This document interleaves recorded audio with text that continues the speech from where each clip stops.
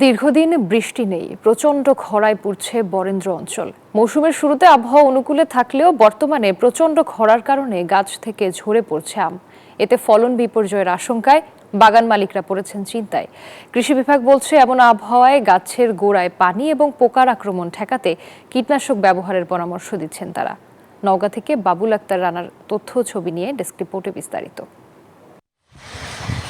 আম উৎপাদনে রাজশাহী ও চাঁপাইনবাবগঞ্জ জেলাকে ছাড়িয়ে গেছে বরেন্দ্র জেলা নওগাঁ। প্রতি বছরই এ জেলায় বাড়ছে আম বাগান। এখানকার উৎপাদিত সুস্বাদু আম্রপালির সুনাম রয়েছে দেশ ও বিদেশে। বান্ডেল থাকলে প্রতি সেনমানিতে টাকা বাঁচবে। বিকাশ সেনমানি বান্ডেল কিনে জিতুন প্রতি লেনদেনে। মাত্র কদিন পরই বাড়ন্ত আমগুলো বাগান থেকে নামিয়ে বাজারজাত করার স্বপ্ন দেখছিলেন বরেন্দ্র অঞ্চলের বাগানীরা। কিন্তু গত এক সপ্তাহের টানা তাপদাহ শঙ্কার কারণ হয়ে দাঁড়িয়েছে বাগান মালিকদের। খরার জন্য গাছে আম নাই, আম পড়ে যাচ্ছে।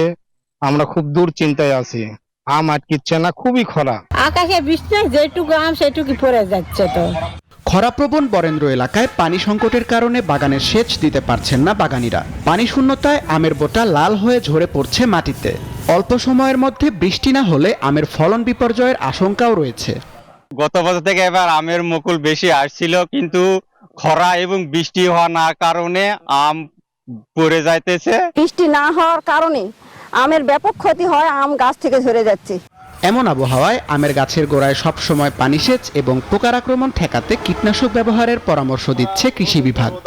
কৃষকদেরকে গাছের গোড়ায় মাটিতে যথেষ্ট আর্দ্রতা ধরে রাখার জন্য পানি সেচ অথবা পানি সেচ সম্ভব না হলে পানি স্প্রে করা, সে সাথে গাছের গোড়ায় মালচিং করার পরামর্শ দিচ্ছি, যাতে আমাদের সয়েল ময়েশ্চারটা ধরে রাখতে পারে।